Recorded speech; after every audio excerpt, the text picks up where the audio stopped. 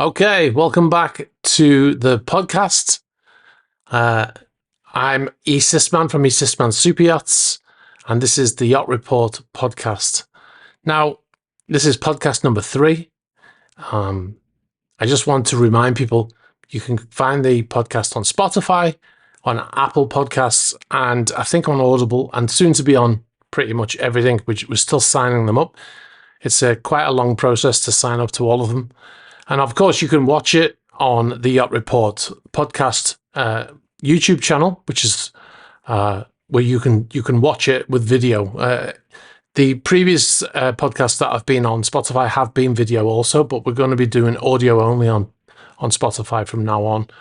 So if you want to watch it, then head over to the Yacht. It's at Yacht Report Podcast on YouTube, and you'll find the channel there.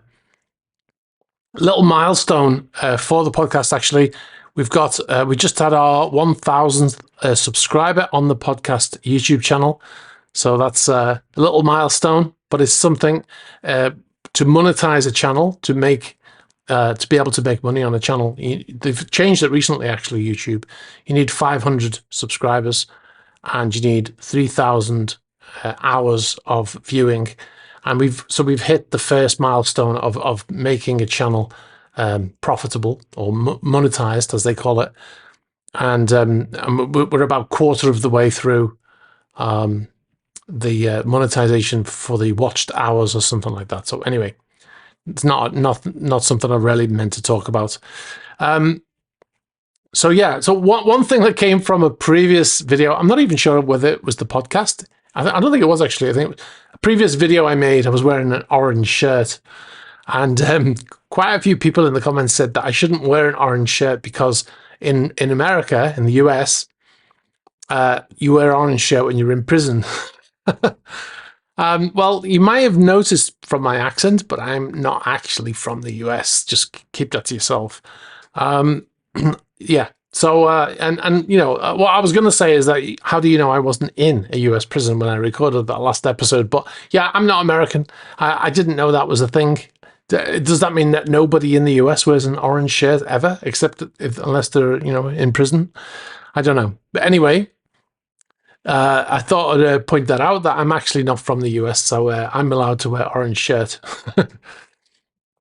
All right, so we've got a few topics for this podcast. One of them is about security systems on yachts. You hear a lot of stories, especially in the press.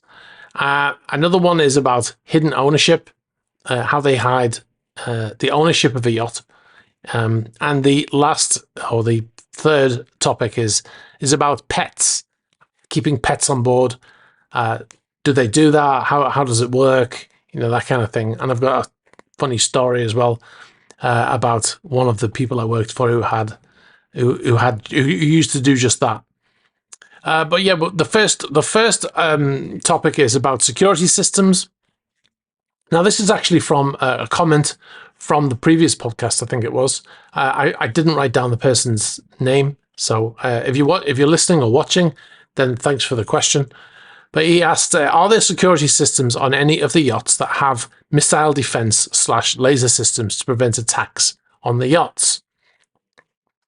Now, you see this in the press quite a lot, especially with Abramovich and some other high-profile yacht owners. And they say that they've got bulletproof glass and they've got anti-missile defense systems and, escape modules and all this kind of stuff.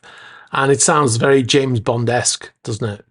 Well, now, obviously, I haven't worked on every yacht, but what I can tell you is the legalities of some of the systems that are claimed to be on these yachts would basically mean that those yachts don't have what they say. Any missile defense system, the majority of missile defense systems use pyrotechnics to, they deploy a pyrotechnic to divert a missile. So a missile, like with aircraft, and I was in the military, so I know something about this. They fire missiles being fired at an aircraft, and they deploy chaff and flares, right, to try to confuse that missile because it's using heat usually to lock on. So they use all of these countermeasures, and they are pyrotechnics in themselves. They're explosives, and you wouldn't be allowed to have those on a vessel. And no country would allow that vessel in. So think about it. Let's just say you built your yacht in Russia, for the sake of argument, and Russia allows a yacht to have, these countermeasures, these pyrotechnic countermeasures. Let's say it's allowed in their law. Now, okay, when you're in Russia, you can sail around with your missile defense system and you're good to go. Now, if you try to bring that vessel out of Russia and you head through the Malacca Straits and across the Indian Ocean and through Suez Canal, well, you won't get that far because those countries won't let you in, right? Because you have to declare that you've got these on board. You can't just hide them because everyone's going to get arrested at some point when you try to smuggle those explosives and pyrotechnics into a country. So any story that you see about a yacht having that kind of missile defense system is not true.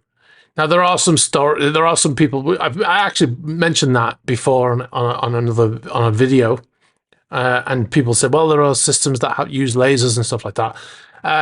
Any system that has anything that is not pyrotechnics, then that's a possibility, I suppose.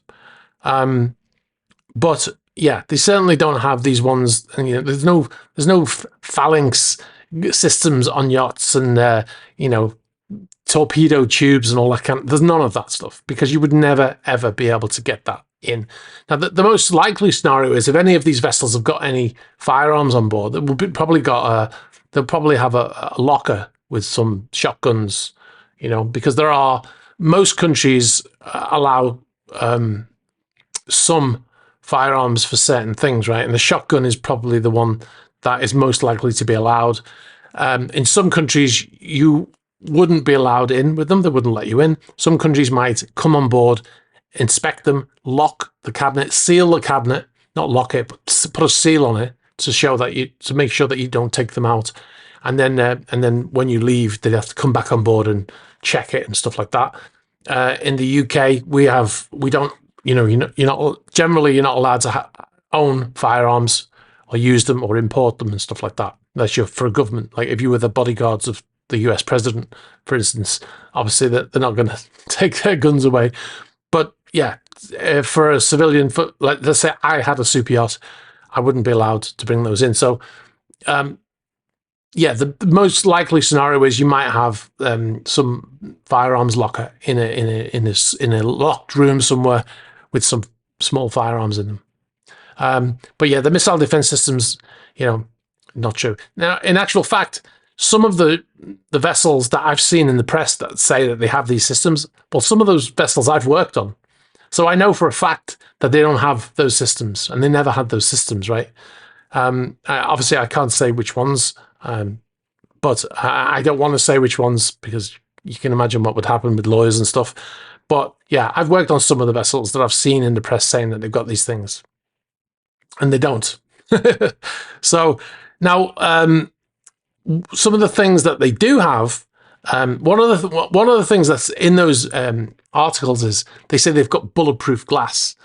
Well, ships have very, very thick glass, and it's because they need to be like that, because they're getting battered by waves when you cross the Atlantic and stuff. So the glass they have is probably similar to ballistic glass, very, very toughened glass, very thick. When you tap on it, it almost feels like metal because it's so thick. So that probably would stop a round or two from a weapon.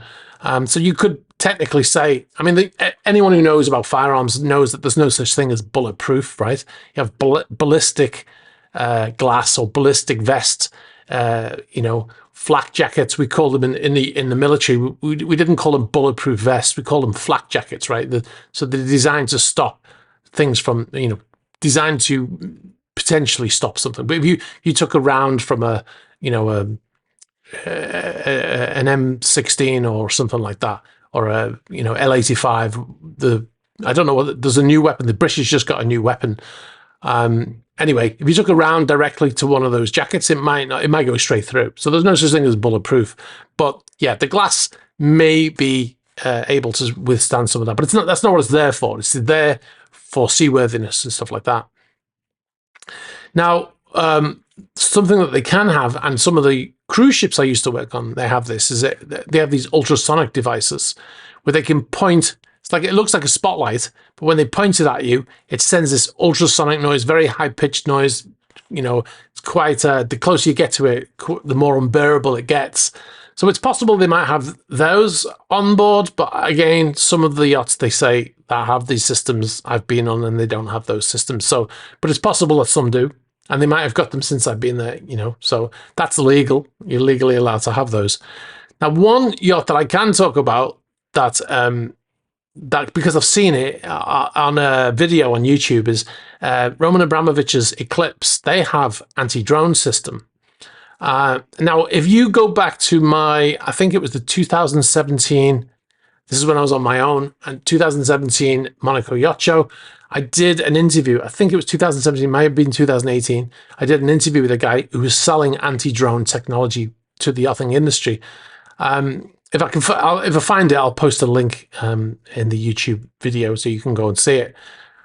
Yeah, Abramovich's yacht had this, and there was a video on YouTube a few years ago I watched, and the guy was flying his drone around the yacht from quite a distance, and all of a sudden his drone stopped responding, and then he said the crew of the yacht launched a boat, and they were using a device to prevent him from being able to control his drone.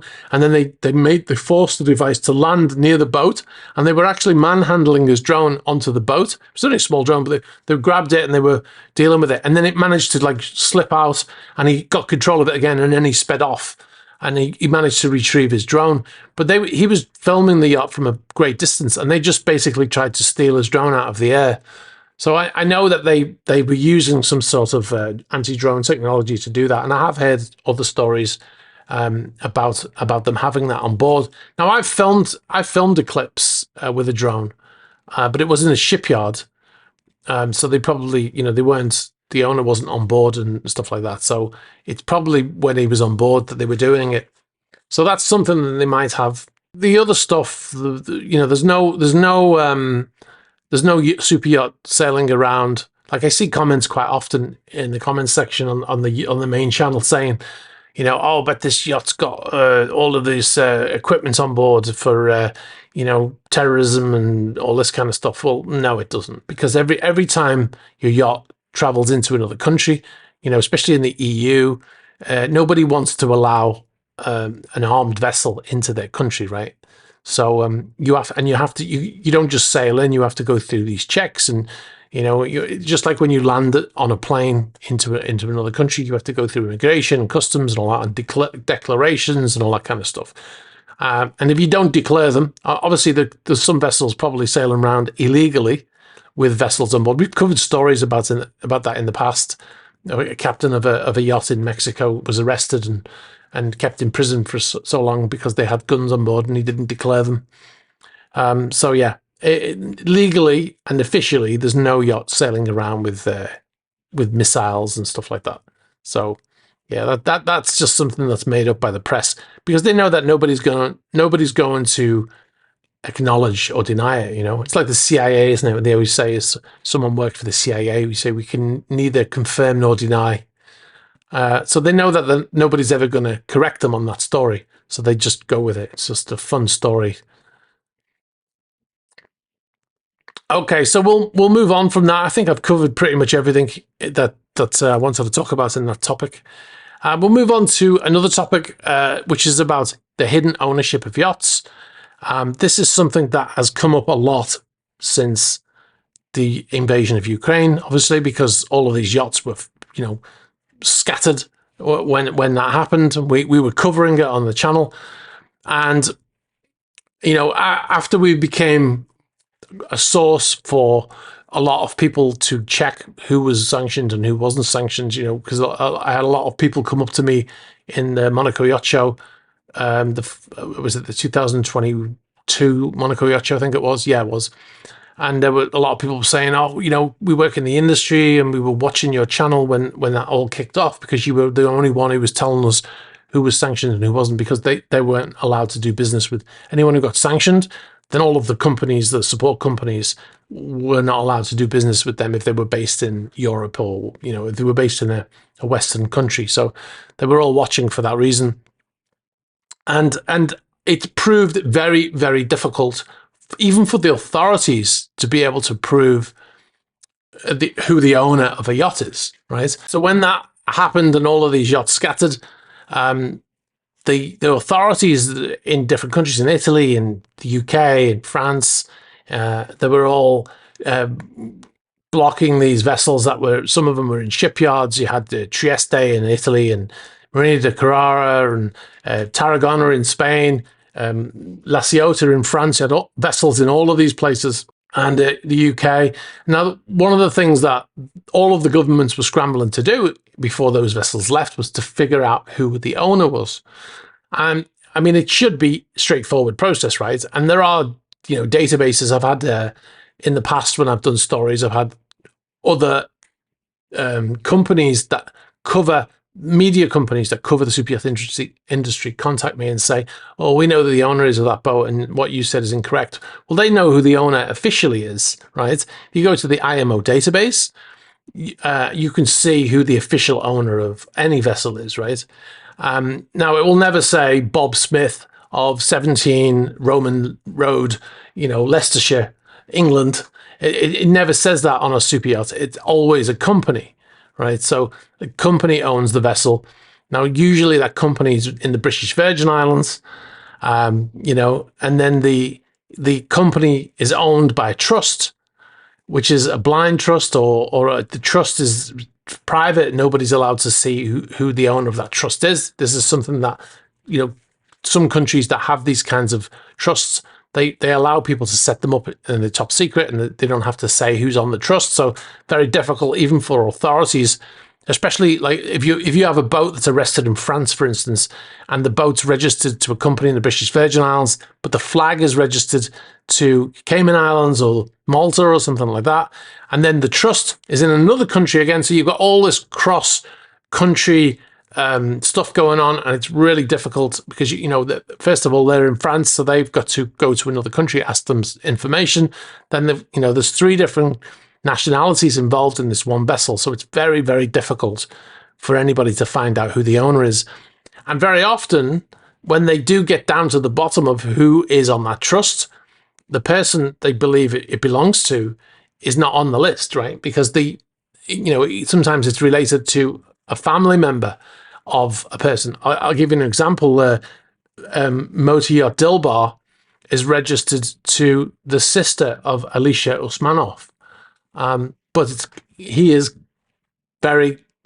appears to be, let's say, allegedly, very clearly seems to be the owner, right? Everybody who's worked on board that we've spoken to in the past, like whether they've worked there, whether they probably don't work there anymore because they all got fired when the boat was arrested. But people we've spoken to, I've worked with people who used to work on Dilbar. They all say, yes, he's the owner. But on paper, the sister's the owner. And that is something that happens quite often. But sometimes the owner can be even a friend of that person. So they're not even related by family, right? So it's very, very tricky. And this is why the phrase ultimate beneficial owner, that's where that's come from. Because they're asking who is the UBO, because they know that on paper it's not going to have that person's name, right? But the reality of who owns the boat is very different to what it says on paper. So that's a very tricky situation for the authorities to be able to figure out who owns it, and that's the reason why it's done, right? It's done for that. I mean, they're not always done that way.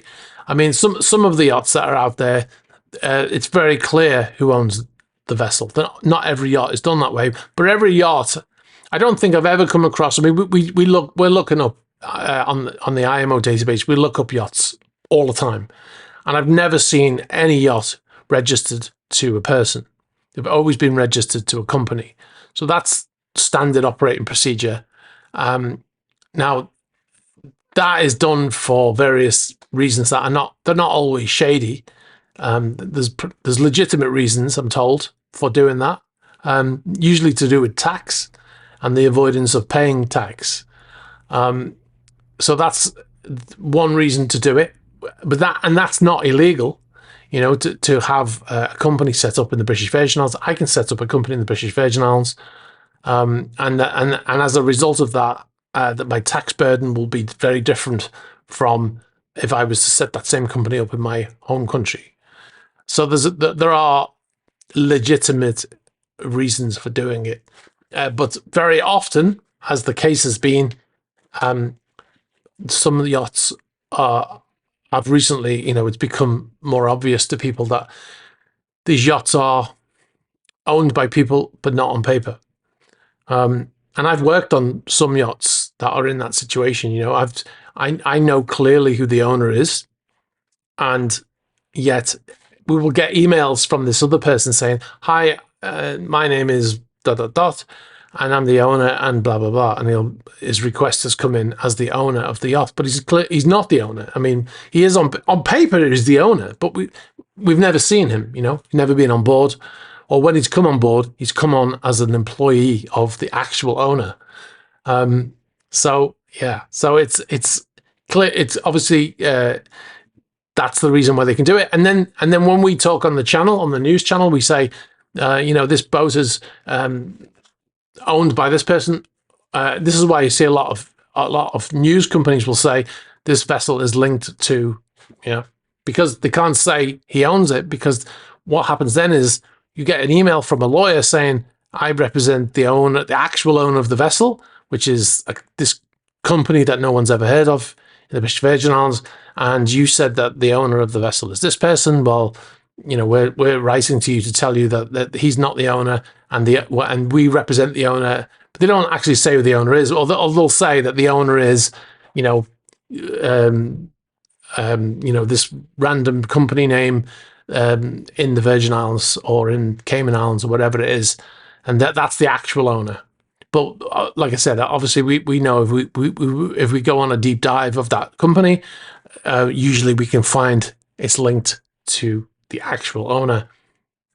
There's a story that we did recently where there was a German independent writer, and it turns out he was getting money from Alexei Mordashov for he was writing a book about Vladimir Putin. He'd done a few books, and it turns out that Alexei Mordashov was paying this writer, paid him 600,000 euros. It was in there. It was all over the news.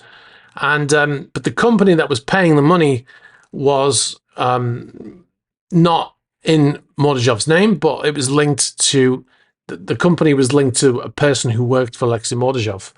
And the articles also said that the money was being paid by Alexei Mordashov. But you know, like I said, when you looked on paper, it was somebody else who just happened to work for Alexei Mordashov. So another example of it. But yeah, we get emails all the time from not all the time, but we get them quite often from these lawyers saying that he's not the owner and this person is the owner, and you need to stop saying it and stuff like that. But at the same time, we've got evidence that the owner is this other person. And we've spoken to the former crew and former people who supplied stuff to the yacht, or people who built the yacht, and they're saying, "Oh yeah, you know, this person, yeah." So you know, you get enough people telling you the name of a person, then there's probably some truth in that, right? Oh, another thing about the trust, this trust that they set up, is that they have, you know, a couple of names on there. And so it'll be like themselves maybe, and then their wife, and then the daughter or the son or whatever, and then they can just remove names, you know, and then all of a sudden that person has been removed, and then the trust is now, you know, the person who was number 2 is now number 1 on the trust. And there was a story about Andrei Melnichenko just before he got sanctioned. His 2 of his companies, one of them was Eurochem, I don't remember the second name, and he owned them in a similar fashion through this trust, and his wife was the second person on the trust name, and a few days before he was sanctioned, he removed his name from the trust, which left his wife in charge of those companies. So for a little bit more of an extended period, they couldn't touch those companies, they couldn't block those companies. And then eventually they just added his wife to the sanctions list, because it was clear what had happened, right? That he'd removed his name to put his wife in. So it was just a way to evade those sanctions.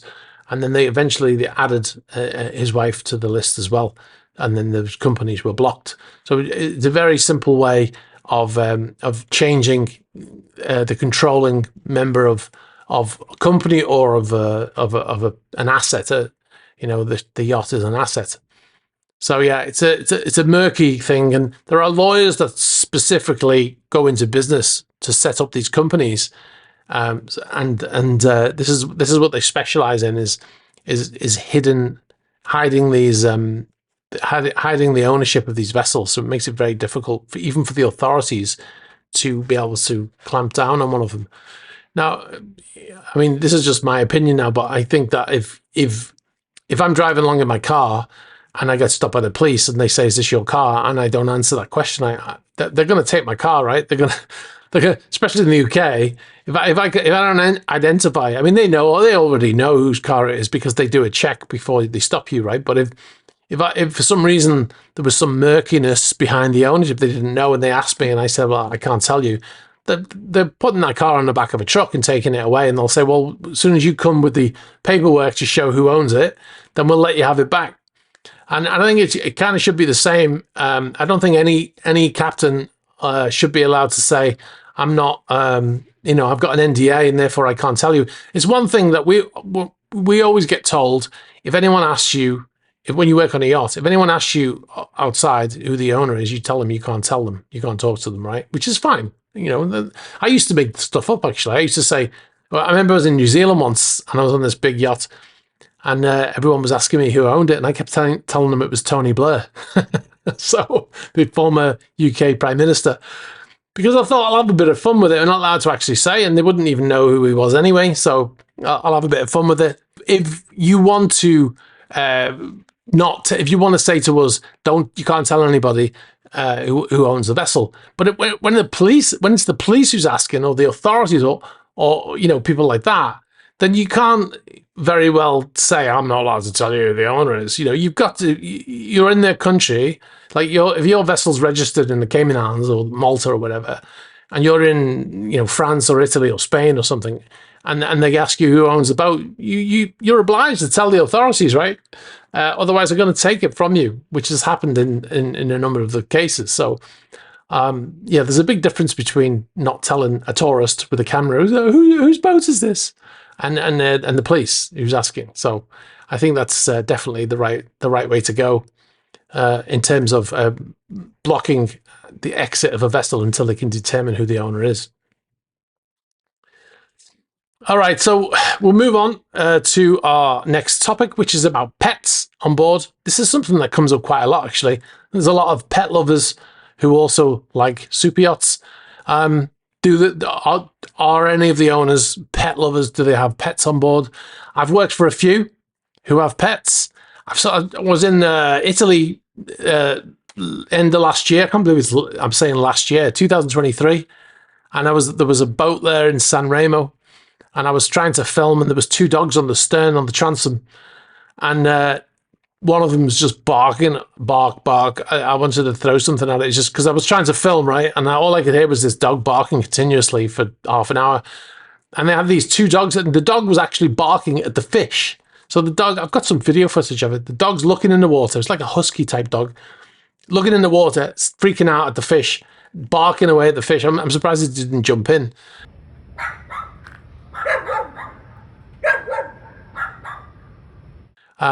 So yeah, people do have dogs. It's kind of a bit of a pain for the crew, I must admit. I love dogs, I love certain dogs. I'm a big fan of dogs. My sister has dogs, and I'd love to have a dog, but I travel so much, I can't really. If I wasn't traveling so much, I'd definitely have a dog.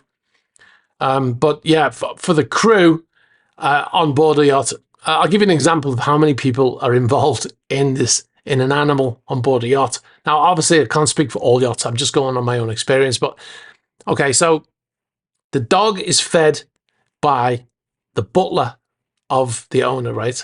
So the best way to do it is if I tell you about a yacht I worked on. So the yacht had two butlers, right? So they worked, I think they did a day on, a day off. So there was always one of them on duty. So there's two butlers looking after, they've got to look after the dog. The dog's being fed. The chef is making the food for the dog. So the dog is getting fed very well. Even when they traveled and they were staying in a hotel, when the people of this kind of wealth stay in a hotel and they take the chef with them, they give them a facility in the kitchens there to be able to cook for the owners, right? Because they're still cooking even though they stay in a hotel. Not all hotels, but some. And one of the chefs was cooking this thing, and he said, "What?" And the guy said to him, "What's that?" And another chef, he said, "What's that?" He said, "It's for the dog." So cooking for the dog. So we've got two butlers, the chef. You've got the deckhands who have to take the dog out. The dog wants to go for a walk, right? They don't want the dog doing its business on the teak decks, right? So the deckhands are out there doing that as well. You've also got the cleaners, the people who clean, the stewardesses, interior staff. If the dog does do a number two on the carpet, now they've got to try and get that stain out, and invariably they've got white carpets everywhere as well, right? And I was on this same vessel, we had to replace a piece of carpet because the dog did its business on that carpet, and we had to replace it. We couldn't get the stain out, and there was like a giant bed. Giant bed. You could get like 15 people on this thing. It wasn't a bed, it was like a couch, but it looked like it was massive, right? And they had to, and it also had all of this electronics in it. There was all wiring going through the legs of this thing because there was a table at the top of it, and it had chargers on it and lights. There was one of the things about yachts is they never want to have any cables anywhere. You'll never see any cables running along the floor on a yacht, unless they put something in temporarily. But so everything's running through the legs of furniture and stuff like that. And this carpet was the carpet was underneath this table, right? So we had to table / couch bed thing. So we had to we had to remove this whole unit to be able to get access to the carpet, so the carpet could be replaced. And the carpet was €21,000 for this piece of carpet to remove. This is all because the dog shit on the rug. So, and we had to dismantle this thing, take all the wiring out to remove it. New carpet. We had contractors came on with the new carpet. They fitted the carpet, and then we had to put the table back down and put all the electronics back in and all that stuff because of the dog. So you got a lot of people looking after this dog.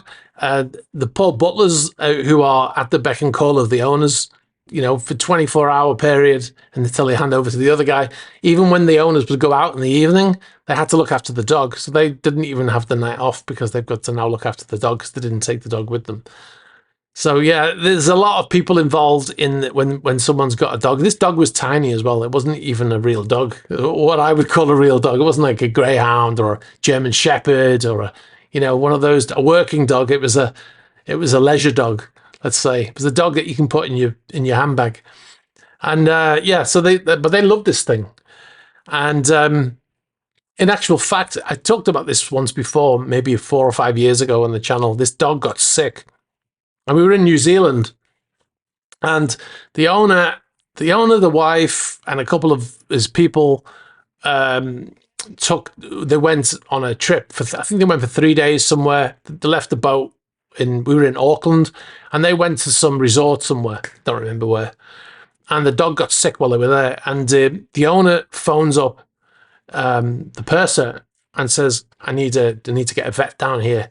And it was I don't know how, it was a bit tricky to get to this place, and so the purser's got two phones. She's got the vet on one phone, the owner on the other, and she's like, and I'm stood right there listening, and she's saying, okay.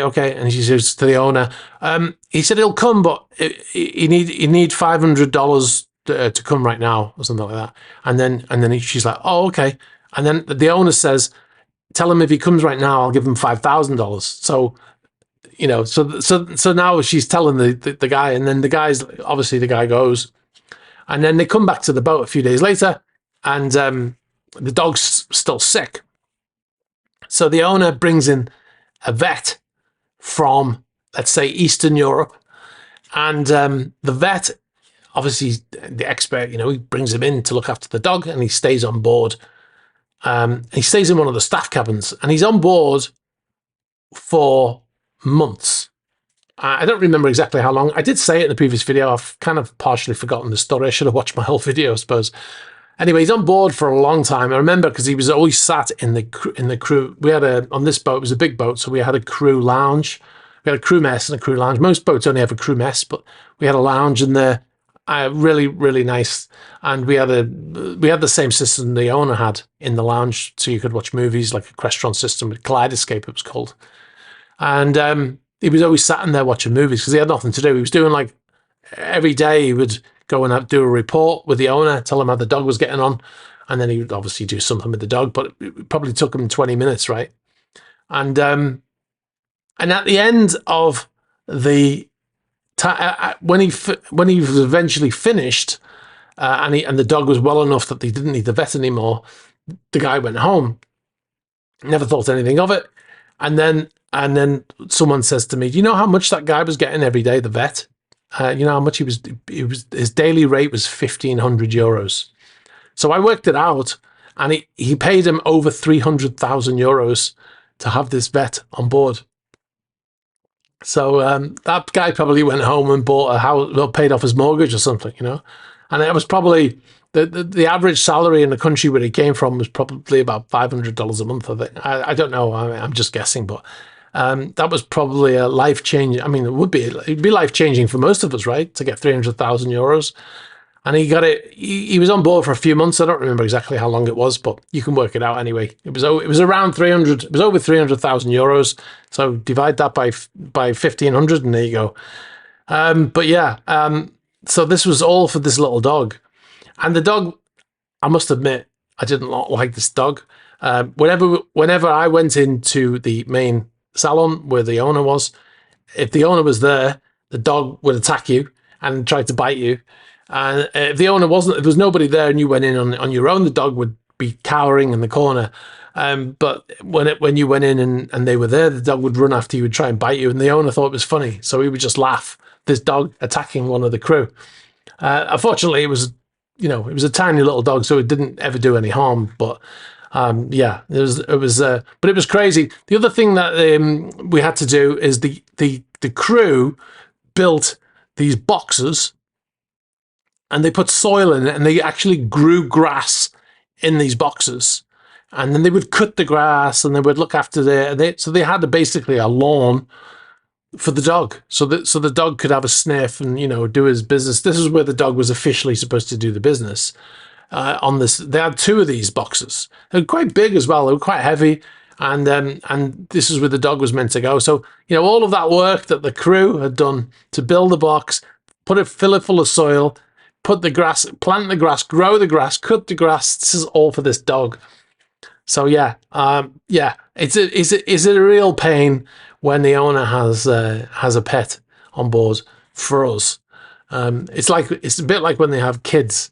It's not the same, but yeah, it's fortunately for me, I only worked on one boat. I think that had a pet. And very few that had children or young children. Now, I worked for a few owners who've had grown-up children, which wasn't such a problem, but younger children can be a big problem. So yeah, so these dogs, that dog lived a lifestyle that some people would probably like. Getting the best foods, getting the best medical care. Yeah, quite something. But yeah, they do have it, and they really love this dog. Obviously, they spent an awful lot of money keeping that dog alive. All right, so before I finish, I've got one other thing. It's just a small thing about the previous podcast. Now, in the previous podcast, I talked about the Zelenskyy story, and I talked about the fact that the fake story had been used by certain people as a partial justification for not wanting to fund Ukraine. And I posted on the page, it was a politician in the US, I don't remember her name right now. Oh, well, it's in the text I'm going to read. And I said that, this is why it was done. It was done for the reason of the misinformation can be used by people who are, who are duped into believing a story that's not true. And I got a comment posted after I posted a short version of the podcast on the main channel as an advert, if you like, for the podcast. I got a comment from somebody, and he said, I'll read it out. He says, you are very misleading here. You fault MTG, that's the person, Marjorie Taylor Greene, for not funding a war and not wanting the US citizens to pay for the war, but you claim she's referring to the yachts. MTG has never mentioned the yacht story on X. She correctly referred to the war as a money laundering scheme, but again, she has never referred to the yacht story. Your posts in this video don't refer to the yacht story. He said, I really like your channel, but if you want to cut down the USA, you should not make things up to do it. So as a reply back to that, I just posted a link to the comment that she made where she linked to a story about the yacht story. So she linked to a website that had covered that yacht story. And in that link, it actually said Elon Musk's Twitter had actually posted on the link that she was quoting a source that was banned by the US government and that was known for providing misinformation about the US. And I just posted the link so we could see it for himself. And then an hour later, I checked back and the post had been removed. So he'd seen it and gone, oh, I was wrong. So he removed his post, but I'd already taken a screen grab of his question or his statement. And the reason why I brought it up again is because I wanted to show, now I'm not taking sides there. I'm just saying that as a result of that misinformation, some people, whether they were doing it because they were duped or whether they just knew it wasn't true, but they wanted, I don't know whether that's the case. I don't know whether she didn't believe it, but she wanted to use it anyway, or if she believed it or not. It doesn't matter. But the point is that a lot of people would believe it, and they will use that as a reason to not do it, right? To not, otherwise they may not have a reason to say we don't want to do that. And that's the point of what I was trying to say in the previous video, is that that's the reason why these stories pop up, right? Because they want to make other people look corrupt and say, and the people who do it, let's say in this case it was Russia who created that story. There's a reason for that, right? That they want to make it look like Zelenskyy is corrupt, and so people will say, let's not give them any more money, and then that helps Russia to advance in their occupation of Ukraine. Now, a lot of comments also were saying, well, this may not be true, but he's definitely corrupt and all that, blah blah blah. Well, that may be the case. It may not be the case. All we did was we looked at, the thing is, the news about Ukraine war, we only cover it when it strays into our wheelhouse, right? We don't, like, I'm not going to talk about which is the best tank, even though I've got experience in the military and stuff like that. That's not what my channel's about. Our channel is about superyachts. Now, if they stray into our area of expertise, if you want to call it that, then we're going to pick up on that, right? And we're going to say, well, let's have a look at what they've got. And that's what we did in that video. We saw a video of this story about the yachts, and we said, well, let's look at it. And then we recognized very quickly that it wasn't true. Now, that could have gone either way. It could have been, could have been the other side using it as justification for something. We're not taking sides. We're just saying that in this particular instance, we found that story to be not a true story. Like I said, we also debunked some stories by the Young Turks, which were pointed in the other direction. So we weren't taking sides in either of those videos. We were just saying, we looked at the evidence, we looked at the source of the evidence, and we don't see that as being correct. And that's what I was saying in that previous podcast, is when there's a story, always go to the source. The messenger who is often has an agenda is not necessarily telling you the full story or the true story. They might be telling you a full story, but it's not true. Or they might be telling you a partial story, leaving out other things, and that's what I was saying in that video, is that always look at the source, which is what we always do. We went to the source of that memorandum of agreement, and they told us, yep, that's not true, it's incorrect, it's been manipulated, it's been changed, it's out of date, etc., etc. So yeah, I just wanted to point that out. I'm obviously not going to mention the person's name or avatar or whatever, but you know, so once he saw it himself, he pulled his own comment, right? Because he was like, oh shit, it is true. So yeah. So anyway, I just wanted to bring that up to hopefully put a full stop in that one. I do still see comments on those stories saying, you know, it's all true, but you know, show me evidence. And if it's true, then we'll cover that story too. So if there's stuff out there that says it's definitely, you know, if the only evidence that's been provided that story is a true story is that there's memorandum of agreements from that dodgy source on YouTube with one video on his channel, and we've debunked it. So if there's other evidence out there, I'd love to see it. You know, I'll send it to my team. We'll all investigate, and then we'll tell you what we find. That's the way we do it. All right, I think I've gone on long enough. I've worked up thirst, so I'm going to have to go and get a drink. I hope you've enjoyed this. If you have any questions or any topic ideas for future podcasts, please put them in the comments section on the YouTube channel. I think there's a way I'm still new to the podcasting stuff with Spotify and stuff. I think there's a way to supply feedback on those podcasts on there. I'm not sure, but you can certainly leave a comment on the YouTube channel. And you can subscribe while you're there if you haven't already, and then yeah, put an topic idea or something like that as your title, and then write a thing there, and we're making a list of future topics, things that people might want to know. It can be about anything to do with yachting, owners, about technology, about what's it like to work on board, how do you get started, stuff like that, anything. And we'll make a list, and we'll add those, any good questions we'll add to our list, and we'll cover them hopefully in a future topic. We're going to have interviews as well. We're going to be interviewing some people in the near future, hopefully, if we can organize that. All right, guys. Anyway, I'm going to leave it there. Thanks very much for listening. If you're still here, you get 10 points. Yeah, and let us know what you think of the video in the comments section on YouTube, like I said. And yeah, we'll catch up with you soon. All right, guys. Thanks. Bye-bye.